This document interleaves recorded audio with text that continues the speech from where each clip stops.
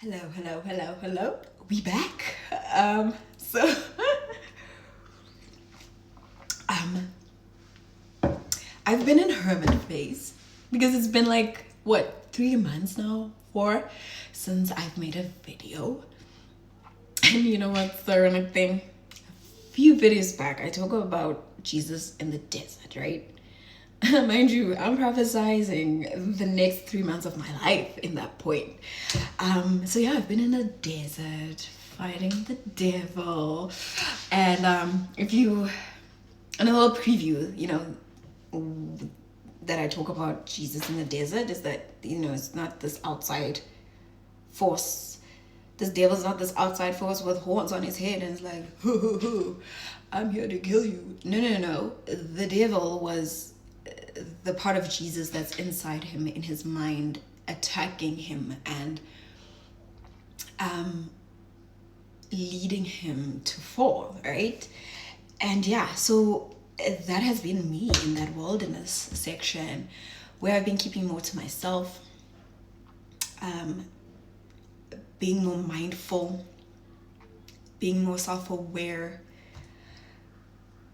facing struggles, traumas, toxicities of mine head on, and also learning that everything that I've been through, and this entails like betrayal, heartbreak, envious people, or deceitful people who've abandoned me. The only reason they had that power is because I allowed them, right? So you are not betrayed by an outside person without you betraying yourself first, right?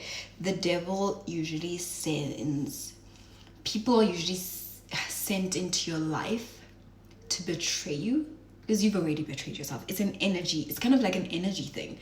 Like you've done this to yourself, so you're attracting that thing, right? That's why Buddhists say that you must be mindful, right? You are, I think it was Rumi who said you are what you think. So if meant, and especially you don't see yourself betraying yourself sometimes because you're actually not self-aware. One, you don't know yourself. So yeah, I've been in that journey of knowing who I am, how I react to certain situations, and why. When the last time I went to a psychologist, it was years back. It was like in matric, and I which was like what, like 10 years, more than 10 years ago. My psychologist, when I would tell her a story, she'd be like, okay, now tell me about your mom. I'm like, girl, why are you always referencing my mom, my dad? And she's like, no, baby, that's where most trauma starts from. And that's how we learn to heal something, is from its origin. So yeah, I've had certain things play out that happened more recently, but I couldn't dwell on it because I had to find the origin of where it started and then try to evaluate what I'm going through, unlearn survival tactics that I had embedded in myself, and relearn certain things I might have neglected, and then learn new things again to be better in, to be a better person for myself, right? And one of the things is like, for me, it's being more selfish. I've been a little too giving. So yeah, the gates of beer closed. So yeah, so I had to learn to be more what do you call it? Not mindful, but I had to be more like intentional. I had to be more intentional with like, what is it that I want, and how is my mind structured regarding this thing. You understand? Because sometimes we don't always want things that are good for us. So the self-love journey has also been bigger B reprimanding me. And most times it's they'll be reprimanding me like, nope, girl, we don't do that. No, we don't do that. So yeah, but guys, the ultimate, man, the gift that comes with awakening is definitely self-love. And for me, it's peak. It's love. Self-love is above all love. I am my soulmate. I'm the one I've been looking for. I've been looking for love, and I'm like, the girl's been in front of you all along. And yeah, but simultaneously when I look back, there were a lot of things I used to regret in the past, and now I'm like, nah, I don't regret anything. Even the bad, evil things I did, the good things that I did, but got paid nothing for them. Investment I get nothing back for. All of that, it was worth it because it brought me to this. It brought me to this place, you know. Like, I don't see any other way I could have gotten here and me be more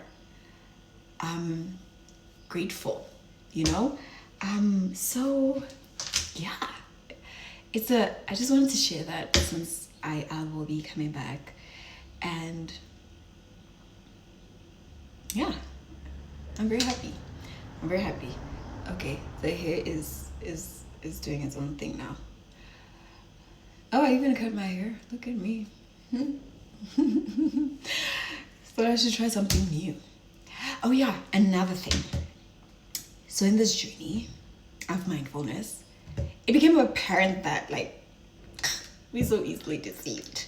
You know, like, your parent tells you, like, girl, this is how this works, and then you believe it, which is the natural child thing to do, right? And most times our parents are right. Well, in my case, my mom is most times, yeah, like 98% right. My mom is 98% right?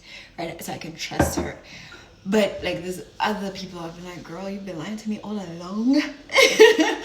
So that got me into like this city of like doubting everything. Like, bruh, I've been prosecuting everything, everyone. I started with me, by the way. But after, like, I found myself very worthy, thank you very, very much, I started prosecuting everything. One person I prosecuted my mom too, but she wins. She's always winning. Nah, she's my bestie. But yeah, I prosecuted Jesus, put him on the stand, like, are you who they say you are? And then I started reading texts. You know, because Jesus was like, girl, first of all, it's because you're hearing about me from other people. I spoke my own words. Read them. So after going through texts, and I put Jesus on the stand, yeah, dude is very, very worthy. Jesus is truth to me. And not because my priest said so, because I say so, because the work that I've gone through and researched proves it. Then then next was the church. Sadly, the church is guilty, baby. The church is guilty. So I've been mourning the church because like, it ain't it, baby. It ain't it. The church has its own agenda. I won't lie. The church and its rituals, and I'm talking about the Catechist Church, like the Roman Catholic Church.